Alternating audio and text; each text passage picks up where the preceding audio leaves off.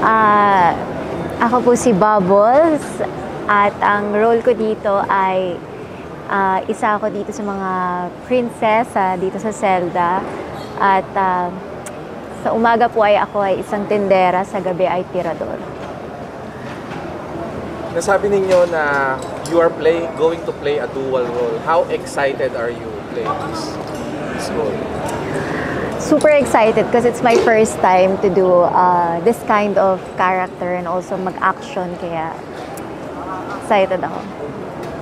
Nag-ready na po ba kayo for your action sequences sa mga susunod na taping?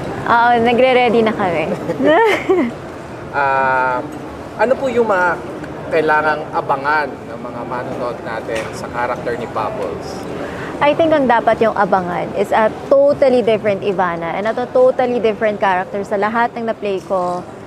This is really something new and it's something na may enjoy niyo. So ano po yung magiging role ni Bubbles sa buhay ni Tanggol habang nandito siya sa loob? So dito sa Zelda ay ako ang magiging love interest niya. And tingnan natin kung paano siya madedevelop. So abangan niyo po yun. On a personal note po, nung nakatanggap kayo ng tawag na magiging bahagi kayo, magiging part na FPJ's Batang Quiapo, ano po yung naramdaman? Of course, super happy and I'm super excited and I feel really thankful kasi syempre pinagkatiwalaan ako ni Direk Coco and ni Tita Cory. So I want to do my best and I will do my best talaga. I'll give all that I can para syempre maging proud naman sila.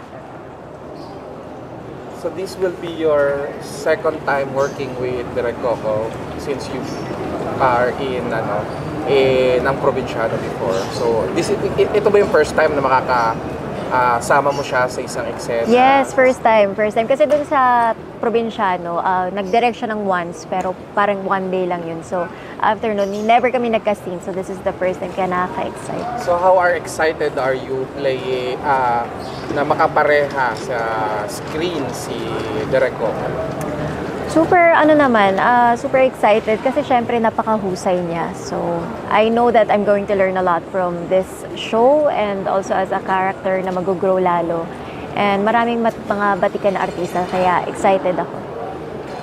Kamusta naman po yung working experience mo with Direk Coco and the whole production na Batang Quiapo? Masaya kasi one thing that I really like about them is parang hindi nila tinatrato as work or parang ako yung director dito, ako yung ganito. Wala, lahat pantay-pantay at yun nga ang sabi nila, isang pamilya. Kaya alam mo naman, pag wala ako sa pamilya ko, ito na yung bagong pamilya ko, ang Batang Quiapo family.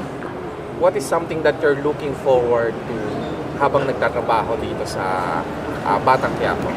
I'm looking forward to learning a lot of new things. Of course, to enhance also my acting at kahit papano ay alam ko mangyayari yun kasi lahat patikan, si Tita Jacqueline Jose, sila Direk Coco, and maraming iba pa.